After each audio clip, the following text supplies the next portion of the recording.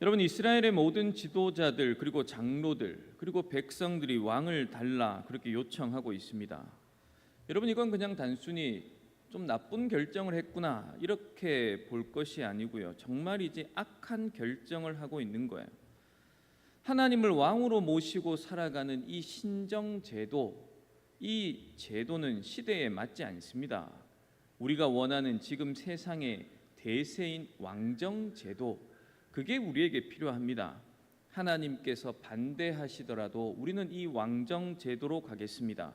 그러니 우리에게 왕을 세워주십시오. 그렇게 이스라엘은 지금 하나님에 대해 반역하고 있는 겁니다. 이스라엘 지도자들의 이유는 이런 거였을 거예요. 지금까지 300여 년 정도 하나님이 주시는 제도, 그것으로 한번 지내보았습니다. 그런데 지금 시대 상황이랑 너무 맞지 않는 것 같습니다. 매번 필요할 때마다 이스라엘 백성들이 기도를 해야만 하나님께서 사사를 보내어 주시지 않습니까? 그리고 사사가 있는 동안에는 평안합니다만 하나님, 사사가 죽으면 또 다른 사사를 기다려야 합니다. 그리고 사사들마다 스타일이 다 달라요. 그러니 하나님, 이 시대적인 변화, 정치, 사회, 문화의 변화 가운데 신정제도는 좀 맞지 않는 것 같습니다. 옛날 방식은 이제 안 되겠으니 오늘날 가장 핫한 대세인 왕정제도로 바꾸어 주십시오. 그러니 왕을 주십시오. 그렇게 하고 있는 거죠. 여러분, 이 옛날 방식 누가 만든 겁니까? 하나님께서 만드신 것입니다.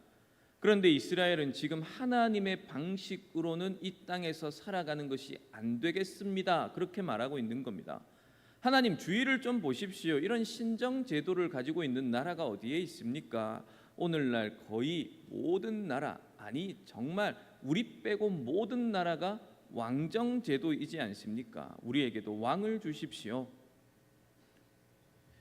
미스바 이후의 40년의 평화, 하나님, 이건 유지하려면 왕이 필요합니다. 사무엘은 늙었고 그 아들들은 판결을 굽게 하고 있지 않습니까? 그러니 우리에게는 왕이 필요합니다.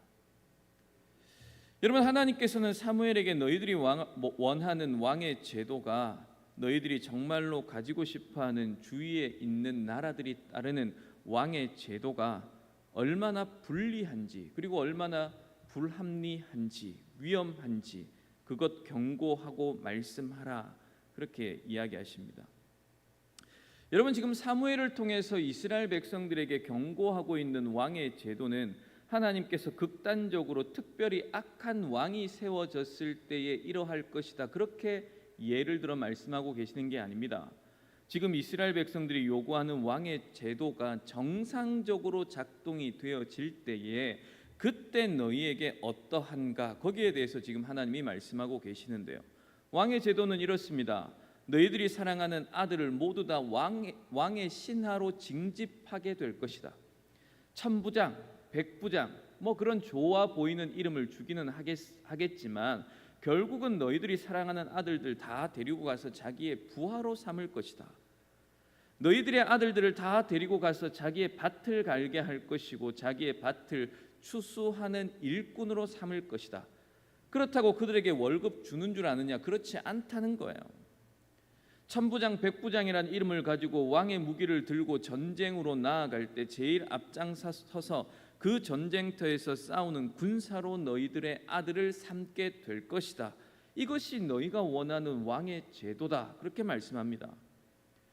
여러분, 아들만 징집하는 게 아닙니다. 너희들이 사랑하는 딸들, 재능이 있고 실력 있고 똑똑하고 아름다운 딸들이 있을 때에 아무 이유 없이 그 딸들을 데리고 가서 왕궁의 요리사로 삼을 것이다. 여러 가지 음식 만드는 일, 왕이 필요한 일들을 하는 신하로 그 일꾼으로 삼을 것이다. 여러분, 지금도 이스라엘 백성들은 하나님께서 주신 율법을 따라 11조를 내고 있습니다. 그런데 왕의 제도가 들어서게 되어지면 지금 하나님께서 말씀하신 11조뿐만 아니라 왕을 위한 11조도 다시 내어야 합니다. 너희들의 소산에 11조를 낼 뿐만 아니라 너희들의 밭에 포도원에 감람원의 모든 것에 대해서 11조를 떼어갈 것이다. 그래서 자기 부하들에게 그 떼어간 11조를 가지고 살해할 것이다, 그렇게 이야기를 합니다. 양떼의 10분의 1을 가지고 갈 것이다. 너희들이 정말로 추구하는 왕의 제도가 실제로 이런데 정말로 너희는 이런 왕의 제도를 정말로 원하느냐? 그렇게 하나님께서 물어보고 계시는 거죠. 여러분, 그러면서 하나님의 마음에는 이런 생각이 있는 겁니다.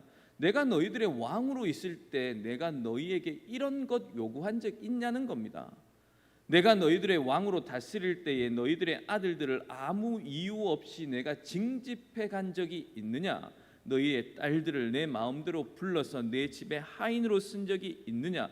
나는 이런 것 너희들에게 전혀 하지 않고 지냈는데 너희들은 이런 불합리하고 불법한 일들을 감수하면서까지도 정말로 왕을 세우기를 원하냐? 너희들에게 이게 좋다고 생각하느냐? 그렇게 물어보고 계시는 거예요. 여러분, 그러면서 하나님께서는 또 다른 경고도 하나 더 하십니다. 너희들이 이런 왕의 제도를 택할 때 불보듯 뻔하다. 정상적인 왕의 제도 하에서도 이런데 악한 왕이 등장하게 되어지면 그 악한 왕으로 인하여 불법과 억울한 일들이 분명하게 생길 것이다. 여러분, 우리는 아합 왕 때의 나봇의 포도원 사건 잘 알고 계시잖아요. 선한 왕도 위험이 있습니다만 악한 왕이 등장하게 되어지면 그저 재산을 빼앗길 뿐만 아니고요, 목숨을 빼앗아 갈 수 있는 불리하고 위험한 폭력의 제도가 왕의 제도다.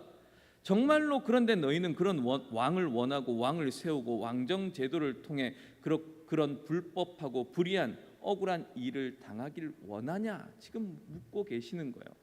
그러면서 그런 억울한 일을 왕으로 인해서 당할 때에 이제는 너희가 나에게 부르짖어도 나는 너희들에게 응답하지 않는다. 그렇게 말씀합니다.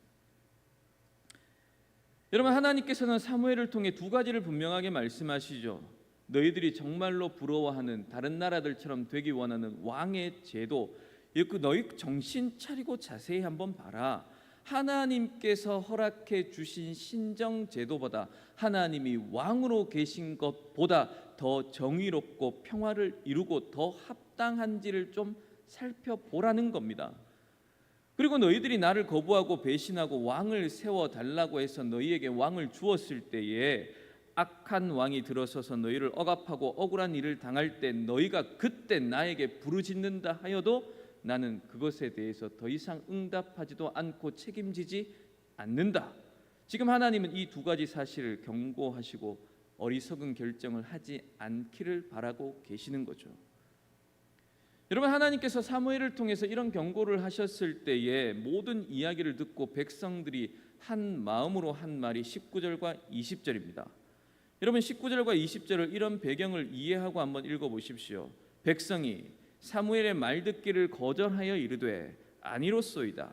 우리도 우리 왕이 있어야 하리니 우리도 다른 나라들 같이 되어 우리의 왕이 우리를 다스리며 우리 앞에 나가서 우리의 싸움을 싸워야 할 것이니이다 하는지라. 여러분, 하나님께서 이스라엘 백성들에게 어떤 심정을 가지고 왕의 제도가 불리한지 위험한지를 이야기했다라는 것을 생각하면서 이 구절을 읽으면 여러분, 이 말 속에는 이스라엘 백성들이 하나님을 향해서 강하게 거부하고 있다는 것이 읽혀집니다. 이런 거요. 아닙니다. 우리는 하나님, 이제 당신의 말을 듣기 싫습니다. 우리도 우리의 왕이 있어야겠습니다. 하나님, 당신이 우리의 왕인 것으로는 부족합니다. 안 됩니다. 우리도 다른 나라들처럼 되고 싶습니다. 우리도 우리 앞서 나가 싸우는 왕이 있어야 되겠습니다. 우리의 눈에 보이는 그 왕을 가지고 다른 나라들처럼 살아가고 싶습니다. 이제 더 이상 하나님의 말씀을 듣기는 싫습니다. 여러분, 아주 강한 거부와 하나님을 향한 배신이 있는 거예요. 그리고 하나님의 말씀을 듣기 싫어하는 완고함이 있습니다. 우리가 선택한 왕으로 말미암아 억울한 일을 당한다면 그거 우리가 다 감수하겠습니다. 우리가 감수할 만한 일이 있다 하여도 우리는 꼭 왕이 필요합니다. 왕 제도가 불합리하다 하여도 그 책임 우리가 집니다. 어렵고 불리한 일을 당해도 하나님께 더 이상 기도하지 못한다 하여도 괜찮습니다. 하나님께서 우리의 기도를 듣지 않으신다 하여도 괜찮습니다. 우리에게 왕을 주십시오. 여러분, 이스라엘 백성들은 사무엘이 했던 모든 말이 한 번도 땅에 떨어진 적이 없다는 것을 경험한 자들입니다. 여러분, 그리고 사무엘을 통해서 하나님의 말씀에 순종했을 때 미스바의 놀라운 회개, 그 사건을 통해 에벤 에셀의 하나님을 경험한 것이 이들의 기억 속에 생생하게 있습니다. 여러분, 이것을 모두 다 경험했음에도 불구하고 우리는 하나님이 싫습니다, 그렇게 말하고 있는 거예요. 하나님 말고 우리의 마음에 맞는 그 왕을 좀 주십시오. 여러분, 우리의 마음에 맞는 왕을 달라는 그 말의 이면에는 하나님이 싫다는 거예요. 여러분, 놀라운 것은 만약 우리가 하나님이라면, 그래서 우리가 이런 일을 당한다면 쉽게 우리는 시내산 언약, 이스라엘 백성들과 맺었던 그 언약을 파기할 것입니다. 너희가 그렇게 내가 싫으면 오늘부로 너희와 맺었던 이 시내산 언약 파기하겠다. 나는 더 이상 너희들의 하나님이 되지 않겠다. 너희들도 내 백성이 되지 못하겠다라고 너희가 먼저 요구하고 있으니 나도 너희들의 하나님이 되지 않겠다. 그렇게 진노하고 언약을 깨뜨릴 만하십니다. 그런데 하나님께서는 하나님의 본성이 어떠한 분이신지를 오늘 본문을 통해 보여주고 계십니다. 여러분, 이스라엘 백성들이 이렇게까지 하나님을 거절하고 완고하게 부인할 때에 하나님께서는 사무엘을 통해 뭐라고 말씀하시는가 하면 허락해 줘라. 그렇게까지 이야기했음에도 불구하고 말 듣지 않으면 허락해 주어라, 그렇게 말씀합니다. 여러분, 왜 하나님께서는 이런 배신, 이런 반역을 허락해 주고 계시는 걸까요? 성경 구절 빼주십시오. 방송실 성경 구절 빼주세요.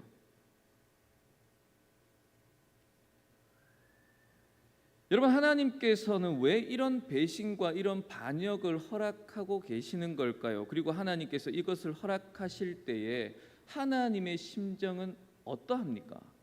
여러분, 오늘 이 두 가지를 좀 생각해 보려고 합니다. 먼저 여러분, 하나님께서는 왜 이스라엘 백성들을 가만히 내버려 두시는 걸까요?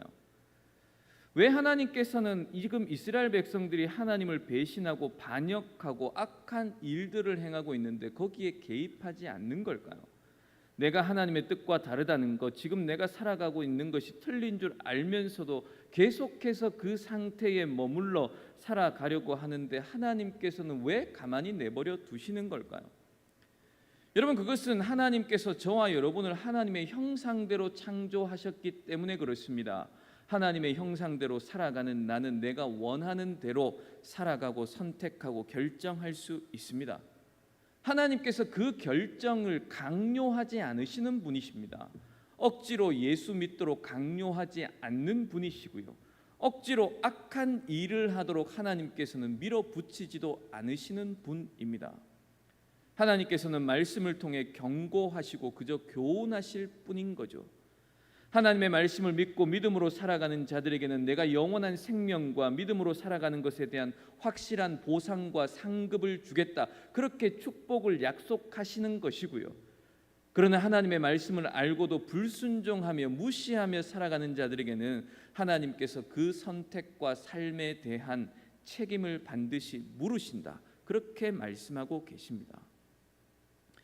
여러분, 이스라엘 백성들이 전체가 나와서 하나님의 말씀을 거부하고 죄를 짓기로 결정할 때에 사무엘을 통해 분명히 경고해 주시고 말씀해 주십니다. 그러나 여러분, 억지로 그 고집을 꺾지는 않으세요. 그리고 자기들이 한 선택과 결정에 대해서 하나님께서는 반드시 책임을 물으십니다. 여러분, 대표적인 경우가 아담과 하와입니다. 하나님께서는 아담과 하와가 타락할 때에 억지로 거기에 개입하셔서 하와의 선택과 결정에 영향을 미치지 않습니다. 충분히 막으실 수 있습니다만 그렇게 하지 않으신다고요. 여러분, 이 하나님을 잘 기억하셔야 됩니다. 하나님은 저와 여러분을 하나님과 같은 하나님의 형상, 다른 피조물에게는 없는 우리에게, 나에게 주신 독특한 하나님의 은혜가 있는데요, 나는 내 스스로 판단하고 결정할 수 있는 존재입니다. 그리고 내가 선택하고 결정한 것에 대해서 하나님께서는 하나님의 은혜를 따라 놀라운 축복과 나의 결정에 대한 하나님의 심판으로 보응하시겠다, 그렇게 우리에게 말씀해 주고 계시잖아요. 여러분, 아담과 하와가 타락할 때에 누구의 결정으로 타락한 것입니까? 하와의 결정, 아담의 결정으로 타락했습니다. 하나님께서는 아담과 하와의 자유의지에 대해서 억압하거나 조작하지 않으십니다. 여러분, 사탄이 와서 하와를 유혹하고는 그 하와가 아담에게 와서 아담을 유혹합니다. 그럴 때 사탄은 하와를 타락하도록 그렇게 억압하지 않습니다. 그냥 유혹할 뿐이에요. 여러분, 사단은 지금 이스라엘 장로들에게 똑같이 와서 유혹하는 겁니다. 하나님의 말씀 틀렸어. 야, 이 시대의 신정 정치라는 게 말이 되냐? 눈에 보이지 않는 왕? 야, 그건 너무 말도 안 되지 않냐? 다른 나라 봐라. 눈에 보이는 왕이 있으니까 전쟁에 나가서 저렇게 힘차게 싸우고 승리할 수 있고 백성들을 북돋지 않고 있느냐? 왕정으로 모든 나라들이 가고 있는 이때에 구닥다리처럼 신정 붙들고 있는 거, 이거 말도 안 되는 거야. 여러분, 그 말에 이스라엘의 모든 백성들이 사사시대 300년을 돌아보았더니 결론적으로 이렇게 생각하는 거예요. 그렇구나, 하나님께서 우리에게 주신 이 제도가 문제가 있었구나. 이 시대의 신정은 틀린 거지. 이제 우리는 신정을 거부하고 다른 나라들처럼 되어야겠다. 그리고는 이 결정을 하는 거예요. 여러분, 하나님께서는 하나님을 거부하고 불순종의 길로 갈 때 엄중하게 경고하십니다. 그리고 선택에 대한 책임을 반드시 물으시죠. 이스라엘 백성들이 사무엘을 통해 왕정 제도가 들어섰을 때 어떤 불리함과 위험이 있는지에 대한 경고의 말씀을 들었습니다.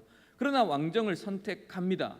여러분, 그 왕정을 선택한 결과 이스라엘 백성들은 어떤 책임을 지게 됩니까? 왕정을 선택한 결과 그들이 얻은 교훈은 무엇입니까? 여러분, 사울과 다윗 그리고 솔로몬을 지나 분열 왕국으로 됩니다. 그리고 남유다가 멸망하기까지, 사울부터 시작해서 남유다가 멸망할 때까지 465년의 왕정 시대인데요. 여러분, 그냥 500년으로 하겠습니다. 이스라엘 백성들이 하나님을 거부하고 자기들이 원하는 왕정을 꾸리고 500년을 지냈습니다. 500년의 왕정의 경험이 무엇입니까? 다른 나라들처럼 잘 살아보기 위해서 자기들이 원하는 왕을 세우고 살았던 500년의 역사. 여러분, 열왕기서를 읽으면 그 역사가 눈에 보이잖아요. 사무엘이 경고했던 왕정의 불리함과 부패, 그게 어떻게 이스라엘이라는 나라 가운데 나타났는지가 너무도 눈에 잘 보여지지 않습니까? 그리고 결국은 어떤 나라가 됩니까? 하나님께서 이스라엘을 부르셨을 때에는 가나안 땅의 다른 나라들과는 달리 거룩한 나라가 되도록 하기 위해 부르셨습니다. 너희는 제사장 나라가 될 것이다. 너희들을 통해 이 세상의 모든 민족이 하나님께로 돌아오는 구원의 통로가 될 것이다. 그런 나라가 될 것이다. 하나님께서 계획한 이스라엘이라는 나라는 그런 나라였습니다. 그러나 여러분, 500년 동안 이스라엘 백성들이 경험한 나라는 무엇입니까? 세상 나라와 똑같은 나라예요. 이 사람이 이스라엘의 왕인지 아니면 아수르의 왕인지 바벨론의 왕인지 분간이 되지 않습니다. 이 사람이 하나님의 거룩한 백성인지 아니면 가나안 땅에 부패하고 타락한 백성인지를 구별할 수 없는 그 자리로 가버리는 거예요. 그리고 그 결과 하나님의 거룩한 백성의 모습은 상실합니다. 제사장의 나라로 살아가는 그 모습은 완전히 잃어버리고요, 하나님의 진노와 심판의 대상이 되어 아시리아 그리고 바벨론에 의해서 멸망당하고 마는 것. 여러분, 이게 왕정의 결과예요. 여러분, 하나님께서는 왕정을 막으실 수 있습니다. 아담과 하와의 타락을 막으실 수도 있었고요, 하나님께서는 지금도 내가 계획하고 있는 죄악된 것이 있다면 언제든지 막으실 수 있습니다. 죄 가운데 살아가고 있는, 뜨겁지도 않고 차갑지도 않는 하나님을 열심히 믿는 것 같지도 않고 그렇다고 안 믿는 것도 아닌 것 같은 이스라엘이 딱 그 입장을 취하고 있잖아요. 여러분, 이스라엘이 하나님을 완전히 배반하고 떠나지도 않습니다. 그러나 하나님의 말씀을 완전히 믿고 그 말씀에 온전히 순종하며 살아가지도 않습니다. 그냥 어정쩡하게 그렇게 살아가고 있습니다. 여러분, 500년의 왕정 역사를 통해 이스라엘이 받은 교훈은 딱 한 가지입니다. 우리가 완전히 다 망해버렸을 때에 우리를 다시 불쌍히 여기셔서 바벨론 포로에서 우리를 구원해 주시고 우리를 다시 하나님의 백성으로 부르셔서 다시 하나님의 거룩한 나라로, 제사장의 나라로 불러주시는 분은 하나님 말고는 없구나. 정말 우리의 하나님은 하나님밖에 없구나. 여러분, 그것 깨달은 게 500년의 역사입니다. 이 한 가지 단순한 교훈을 깨닫기 위해 500년의 세월이 그냥 흘러간 것이죠. 여러분, 우리가 말씀을 들을 때 하나님께서, 성령께서 교회에 그리고 나에게 주시는 말씀이 무엇인지에 대해서 귀를 기울이고 말씀을 들으실 수 있어야 됩니다. 여러분, 부자와 나사로 비유 아시죠? 부자가 지옥에서 간절히 얘기합니다. 제발 나사로를 살려주셔서 형제들에게 권면하게 해주십시오. 그러면 땅에 있는 내 형제들은 회개할 것 아닙니까? 그때 주님께서 하신 말씀이 무엇입니까? 그럴 필요 없다. 이미 모세와 선지자들이 있다. 이미 교회에 세운 목회자들을 통해 하나님의 말씀을 전하고 있다. 그들을 통해 하시는 하나님의 말씀을 듣지 않는다면 죽었다가 살아난 사람이 간다고 하여도 절대로 듣지 않는다. 예수님께서 말씀 전하셔도 듣지 않는다. 여러분, 하나님께서는 목회자가 좀 부족하다 하여도 교회의 말씀을 능히 주실 수 있는 분이십니다.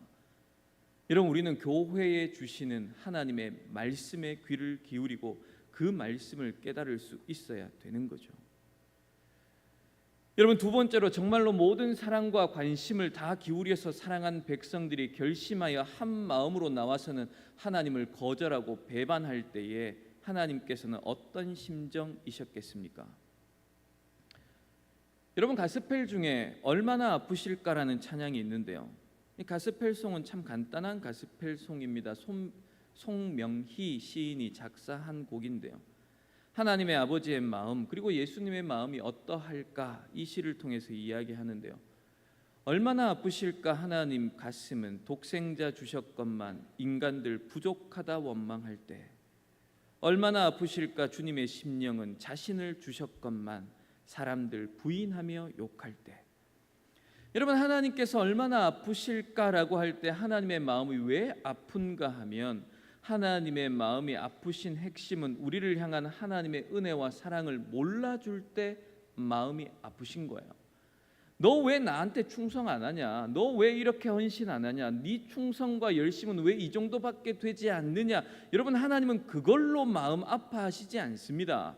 하나님께서 나에게 쏟아부어 주신 은혜와 사랑, 자신이 주실 수 있는 최고의 것을 우리에게 다 내어 주셨습니다.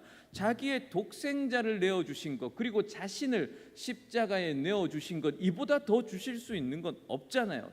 다 쏟아부어 주셨습니다. 그런데 그거 인정하지 않고 모르는 거예요. 여러분, 신앙생활할 때 영적으로 성장한다는 것은 무엇입니까? 믿음이 자란다는 건 어떤 것입니까? 이제 내가 어려운 일쯤은 해낼 수 있게 되었다. 기도도 1시간 일상 할 수 있게 되었다. 하루에 성경도 10장 일상 볼 수 있게 되었다. 뭐 그런 게 아닙니다. 하나님의 마음을 아는 것, 그게 믿음이 자라는 것이고 신앙이 성장하는 것이에요. 내가 하나님께 어떤 사랑을 받았는지, 그리고 어떤 사랑을 받고 있는지, 내가 하나님께 어떤 은혜를 받았는지를 아는 것, 그것 말하는 거예요. 여러분, 자녀가 철들었구나, 이거 어떻게 압니까? 제가 지난주에 슈퍼마켓에서 제가 먹고 싶은 과자를 못 사 먹으니까 옆집 엄마가 내 엄마였으면 좋겠습니다, 그렇게 말했던 꼬맹이가 그저 40 중반이 되었다고, 덩치가 커졌다고 철들었다, 그렇게 말하는 건 아니잖아요. 부모님의 사랑을 깨달을 때, 그때 그 마음을 이해할 수 있을 때 이제는 철이 들었구나, 그렇게 얘기하는 겁니다. 여러분, 믿음 생활하는 가운데 우리가 단 한 번이라도 진지하게 정말 하나님께서는 나에 대하여 어떤 사랑을 가지고 계신가, 정말 하나님께서는 이런 큰 은혜와 사랑을 주셨는데 나는 정말로 날마다 매일 매순간 그 은혜와 사랑을 기억하며 깨닫고 감사하며 살아가고 있는가, 하나님의 심정을 내 마음속에서 깊게 깨닫고 경험해 본 적이 있는가, 여러분, 이것 돌아보셔야 되는 거예요. 여러분, 예수님께서 하신 말씀이 있습니다. 마태복음 7장 22절 23절인데요. 그날에 많은 사람이 나더러 이르되 주여 주여 우리가 주의 이름으로 선지자 노릇하며 주의 이름으로 귀신을 쫓아내며 주의 이름으로 많은 권능을 행하지 아니하였나이까? 그때 내가 그들에게 밝히 말하되 내가 너희를 도무지 알지 못하니 불법을 행하는 자들아 내게서 떠나가라. 여러분, 지금 마태복음에서 예수님께서 말씀하시는 대상은 그저 1, 2년 예수님 따라다니던 그런 사람들에게 말하고 있는 것 아닙니다. 여러분, 평생을 목사로 헌신하면서 평생을 선교지에서 헌신하며 자기의 일생을 하나님께 온전히 바쳤다라고 말하는 그런 사람들에게 하고 있는 말씀이에요. 주님께 많은 은사와 능력을 받았습니다. 기도하면 귀신이 쫓겨갑니다. 많은 병자들이 낫습니다. 그렇게 능력 있고 경건한 자로 살았습니다. 여러분, 이들은 하나님 앞에 섰을 때 떳떳함이 있어요. 하나님, 저는 평생 직분자로 살지 않았습니까? 하나님, 내가 하나님께서 두신 이 교회에 기억될 만한 직분자로 살았습니다. 목사로, 장로로, 권사와 집사로 하나님, 그렇게 남다른 능력과 은사를 가지고 살았습니다. 그렇게 하나님 앞에 서서는 떳떳하게 자기의 열심을 지금 자랑하고 있는 거예요. 그때 예수님께서 그들을 향해 뜻밖의 말씀을 하고 계십니다. 너는 나에게 받은 은혜와 사랑보다 네가 나에게 행한 일들이 더 크다고 생각하고 있느냐? 그렇게 묻고 계시는 거예요. 내가 하나님께 받은 은혜와 사랑을 생각할 때 하나님, 제가 1000번의 생명이 있다 하여도 이 1000번의 생명을 주님의 복음을 위해 다 드린다 하여도 제가 하나님께 받은 사랑, 은혜, 이거 갚을 길이 없습니다. 여러분, 이렇게 말하는 것이 신앙이지, 하나님, 내가 이 땅에서 하나님의 직분자로 주신 은사를 가지고 이만큼 하나님 기억에 남을 만한 사람으로 살았습니다, 그렇게 말하는 게 신앙이 아니라고요. 여러분, 산상수훈을 마치면서 지금 이상한 사람이 등장하고 있는 겁니다. 내가 하나님께 받은 것보다 내가 경건하여서 하나님, 주의 일을 위해서 내가 헌신한 게 훨씬 더 큽니다라고 주장하는 사람이 나타난 거예요. 하나님, 내가 주님의 교회를 위해서 이 정도 하면 충분했지 않습니까? 하나님, 이 정도면 주님께서도 인정할 만하지 않습니까? 여러분, 그렇게 자기의 자랑으로 주님 앞에 떳떳이 서 있는 사람입니다. 여러분, 이들에게 무엇이 없는 겁니까? 하나님이 주신 사랑과 은혜에 대한 감사가 없는 거예요. 여러분, 고린도전서 15장 10절 보시면, 그러나 내가 나 된 것은 하나님의 은혜로 된 것이니 내게 주신 그의 은혜가 헛되지 아니하여 내가 모든 사도보다 더 많이 수고하였으나 내가 한 것 아니요 오직 나와 함께 하신 하나님의 은혜로라. 여러분, 사도 바울이 하고 있는 말씀입니다. 여러분, 사도 바울 그 어떤 목회자보다, 그 어떤 선교사보다 탁월하게 일한 사람이지 않습니까? 내가 모든 사도들보다 수고했습니다. 여러분, 사실입니다. 저 사도 바울보다 더 많이 수고한 사람은 없다. 하나님의 나라를 위해 더 많이 수고한 사람은 없다. 그렇게 인정할 수 있고요, 그렇게 인정받아 마땅한 사람입니다. 그런데 사도 바울 본인은 뭐라고 얘기합니까? 나에게 주신 하나님의 은혜에 대한 깊은 감사가 있습니다. 어느 정도까지 감사가 있는가 하면, 내가 이렇게 충성하고 봉사할 수 있게 된 이 모든 것이 하나님께서 나에게 주신 은혜입니다. 하나님께서 주시지 않은 것이 하나도 없습니다. 내가 충성하고 최선을 다하고 나에게 주신 모든 재능과 물질과 시간과 나의 주신 모든 것을 불사르기까지 다 내어줄 수 있게 된 이것조차 하나님의 은혜입니다. 저는 정말 하나님의 그 은혜 말고는 자랑할 게 없습니다. 여러분, 사도 바울은 그렇게 고백하고 있는 겁니다. 여러분, 사도 바울이 지금 립 서비스 하고 있는 거 아니에요. 정말 자기의 믿음의 고백입니다. 여러분, 내가 하나님께 받은 것 무엇인지를 곰곰이 생각해 보십시오. 여러분, 이스라엘의 장로들과 같이, 사사시대의 이스라엘과 같이 다른 나라, 다른 교회, 다른 성도를 보지 마십시오. 하나님, 다른 저 교인보다 내가 훨씬 낫지 않습니까? 하나님, 우리 교회가 이만하면 저 교회보다는, 많은 문제를 일으키고 있는 저 교회보다는 훨씬 낫지 않습니까? 여러분, 그렇게 보지 말라는 겁니다. 여러분, 말씀을 정리하려고 합니다. 여러분, 오늘 왕을 달라고 하는 이스라엘의 반역에 대해서 하나님께서 막지 않습니다. 사무엘을 통해 말씀으로 경고하십니다. 말씀에 순종할 때는 은혜를 주시고 축복해 주십니다만, 말씀에 순종하지 않을 때는 그 불순종에 대해서는 보응하시겠다 하십니다. 그리고 이스라엘이 반역하는 것을 보시고는 하나님의 마음은 참으로 아프십니다. 하나님의 은혜와 사랑을 깨닫지 못하는 하나님의 백성을 볼 때 하나님께서는 가슴이 아프시죠.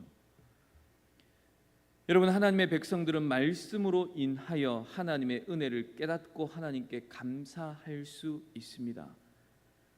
여러분, 오늘 본문의 이스라엘은 하나님의 말씀이 정말로 내 발의 등이요 내 길의 빛이라는 것을 경험하고 살아가지 못하고 있기 때문에 이런 겁니다. 하나님께서 은혜를 베푸시는 일에 게으른 분이라면 하나님께 책임이 있겠습니다만 하나님은 절대로 게으른 분이 아니십니다. 오히려 세월이 흘러가면 흘러갈수록 더욱더 풍성해지고 커지게 되어 있습니다. 여러분, 우리가 예배를 드릴 때마다, 기도할 때마다, 성경을 읽을 때마다, 구역 모임을 할 때마다, 말씀을 나눌 때마다 하나님은 이런 분이라는 것을 더 많이 알게 하십니다. 과거에 그런 하나님이 여전히 지금도 똑같은 하나님이 아니라 과거에는 몰랐던 하나님, 그러나 이제 또 새롭게 알게 하시는 하나님, 날마다 나에게 구원의 은혜를 베풀어 주시는 새로운 하나님을 그렇게 하나님께서는 알게 해 주신다고. 내가 직장에서, 세상에서 마주하고 있는 상황에서 어떻게 신자로 살아야 하는지, 어떻게 담력을 얻고 믿음을 얻고 지혜를 얻고 살아가야 하는지를 하나님께서는 날마다 우리에게 은혜를 베풀어 주시고 말씀하여 주십니다.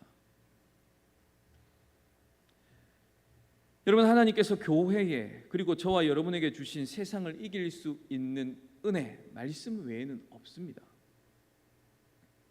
예수님께서 재림하실 때까지 이 세상을 믿음으로 살아가는 유일한 방편, 은혜의 방편은 말씀 외에 없습니다.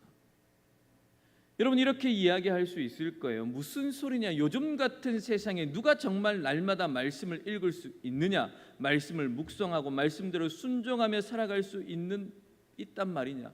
불가능하다. 과거의 농업 시대에는 그렇게 할 수 있었지 모르겠지만 지금처럼 인터넷이 발달하고 과학이 발달한 시대에 말씀을 읽고 말씀을 믿고 말씀대로 순종하며 살아갈 수 있다고? 그거 불가능하다. 여러분, 이게 마귀의 유혹이에요. 내가 너무너무 바빠서 말씀을 읽을 수 없습니다. 이렇게 바쁘게 살아가면 진짜 겨우겨우 먹고 살만합니다. 도무지 시간을 낼 수 없습니다. 여러분, 그것도 마귀의 유혹입니다. 여러분, 이거 쉽게 알 수 있습니다. 유튜브나 인터넷이나 게임, 여러분 하루에 1시간 쉽게 하거든요. 여러분, 이거 결심하지 않아도 쉽게 인터넷 틀어놓고 유튜브 틀어놓고 내가 좋아하는 스포츠나 드라마, 내가 원하는 거 편안히 누워서 1-2시간씩 얼마든지 합니다. 그렇게 시간을 사용하는 것은 우리에게 꼭 필요하다. 우리는 스스로 그렇게 생각합니다. 스트레스 해소에 정말 필요하고 휴식의 시간은 꼭 필요해. 그렇게 이야기를 합니다. 그러나 하나님의 말씀을 읽고 묵상하고 경건서적을 읽는 것, 이 바쁜 시대에는 합당하지 않아. 그건 여러분 마귀의 유혹과 시험이죠. 여러분, 문제는 여러분 우리의 결정에 있습니다. 내가 결정하는 거예요. 내가 그 두 가지 이야기를 들어봤을 때, 그렇지, 이 시대에 지금은 하나님께서 나를 은혜의 자리에 들기 위해 말씀을 읽고 묵상하라고 하시는구나.